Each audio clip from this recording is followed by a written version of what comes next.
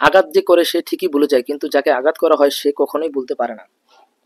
মেয়েরা স্বামীর অভাব মেনে নিতে পারে, শূন্য পকেটে বেকারত্ব মেনে নিতে পারে, স্বামীর উচ্চ বেতন, বাড়ি গাড়ি না থাকলেও, গহনা কাপড় বিলাসী জীবন না দিলেও মেনে নিতে পারে, শ্বশুর বাড়ি বা নিজ সংসারের সমস্ত কাজ হাসিমুখে করতে পারে, মুখ বুজে চুপচাপ সবার সব জুলুম সহ্য করতে পারে।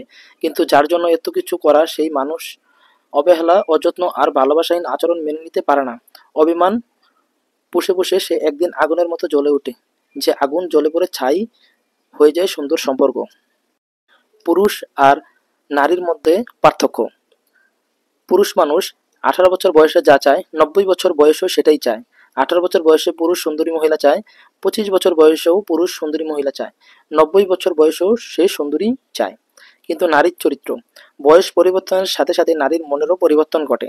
18 বছর বয়সে নারী পছন্দ করে সুদর্শন পুরুষ, 30 বছর বয়সে সফল পুরুষ, আর 40 বছর বয়সে প্রতিষ্ঠিত পুরুষ, 50 বছর বয়সে ভালোবাসায় প্রচণ্ড অনুভূতিপ্রবণ পুরুষ, 90 বছর বয়সে আল্লাহর সেবায় বিশ্বাসী পুরুষ। শক্তিশালী বডি ল্যাঙ্গুয়েজ টিপস। হ্যান্ডশেকের সময় যার হাত উপরে থাকে সে সাধারণত সেই ব্যক্তির নিয়ন্ত্রণ ধরে রাখে। সোজা দাঁড়ান, পা সামান্য ফাঁকা, হাত কোমরে ও চিবুক উঁচু করে 2 মিনিট থাকুন, আত্মবিশ্বাস বাড়বে। কথার সময় তালু দেখালে আপনি বেশি বিশ্বাসযোগ্য ও খোলামেলা মনে হবেন। লোকেরা সাধারণত নাক স্পর্শ বা ঘষে যখন তার সত্য বলছে না। আত্মবিশ্বাসী ও আকর্ষণীয় হতে চান? আরও টিপসের জন্য এই চ্যানেলটি সাবস্ক্রাইব করে রাখুন। সম্পূর্ণ বুদ্ধির খেলা।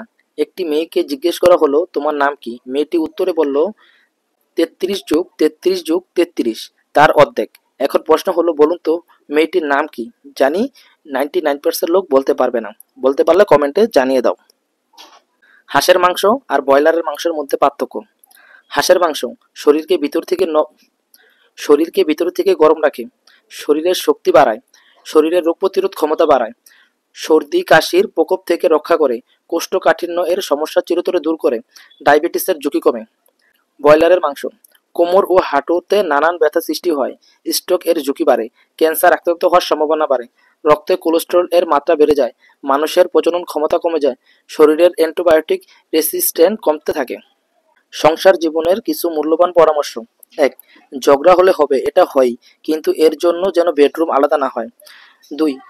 ঝগড়ার সময় মনে রাখবেন, আপনি যে ইস্যু নিয়ে ঝগড়া করেছেন সেই ইস্যু আপনার স্বামী বা স্ত্রীর চেয়ে মূল্যবান নয়। 3. একজন রাগান্বিত হয়ে গেলে অন্যজন নীরব থাকুন।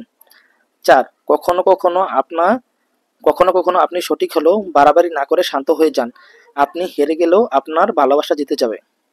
উমরের ন্যায়বিচার। ইসলামের দ্বিতীয় খলিফা উমরের ন্যায়বিচার। খলিফা উমর রাদিয়াল্লাহু আনহা একবার দেখল এক নদীর প্রবাহে এক কুকুর ঠিকমতো পানি পাচ্ছে না। তিনি নির্দেশ দিলেন নদীর ধারা পরিবর্তন করতে, যেন ওই পশুটিও সমানভাবে পানি পায়। কারণ তিনি বিশ্বাস করতেন, আমার শাসনকালে যদি এক পশুও না খেয়ে মরে, আল্লাহ আমার জবাব চাইবেন। হ্যাঁ, এটাই ছিল উমর রাদিয়াল্লাহু আনহার ন্যায়বিচার, যা কেবল মানুষের জন্য নয়, পশুর জন্য সমানভাবে প্রযোজ্য ছিল। একটি হাদিস থেকে সংগ্রহীত। খাবারে বিষ ঢেলে দিলে সেটার চিকিৎসা সম্ভব, কিন্তু কানে একবার বিষ ঢেলে দিলে সেটার চিকিৎসা অসম্ভব। কান কথা শোনা থেকে বিরত থাকুন। নিজের সন্তান ভালোভাবে মানুষ হোক, এটা সকল বাবা মা চায়। মনে রাখতে হবে, সন্তানরা হচ্ছে বাবা মার আয়না স্বরূপ। আপনি যে কথা বলবেন, যে কাজ করবেন, সন্তান তাই শিখবে। তাই নিজে ভালো কাজ করুন, ভালো কথা বলুন, সন্তানটা অটোমেটিক্যালি ভালো মানুষ হিসেবে গড়ে উঠবে। আল্লাহ যখন তোমার উপর রহমত নাজিল করেন, তখন সমস্ত দুনিয়ার সঙ্গী হিংসুক হলেও কোনো ক্ষতি করতে পারে না। খারাপ সময় কাঁধের উপর রাখা হাত সুসময় হাততালি দেওয়ার চেয়েও ভালো। কেউ পাত্তা না দিলে তাকে এইভাবে ইগনোর করুন। 1. তার সাথে কথা বলা কমিয়ে দিন। 2. তাকে কম সঙ্গ দিন। 3. তাকে যে কোনো ধরনের সুবিধা দেওয়া বন্ধ করুন। 4. তার সাথে বন্ধুত্ব বর্জন করুন। 5. তার প্রতি যে কোনো ধরনের আগ্রহ ও কৌতূহলী পরিহার করুন। 6. তার সাথে যে কোনো ধরনের সৌজন্য ও হাসাহাসি পরিহার করুন। 7. তাকে এড়িয়ে চলুন। 4. তার উপর থেকে ভালোবাসার হাতটা সরিয়ে নিন। 150 বছর বাঁচার চেষ্টা।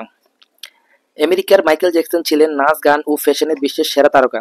তিনি 150 বছর বাঁচার জন্য নিজের বাড়িতে 12 জন ডাক্তার রাখতেন, যে কিনা ল্যাবরেটরিতে পরীক্ষা ছাড়া এক কাপ চাও খেতেন না, অথচ মাত্র 50 বছর বয়সে মারা যান। সুতরাং মৃত্যুর উপর আমাদের কোনো হাত নেই, তাই সকল মৃত্যুর জন্য সর্বদা প্রস্তুত থাকা উচিত। সোশ্যাল মিডিয়া সংগৃহীত। Subscribe to my channel.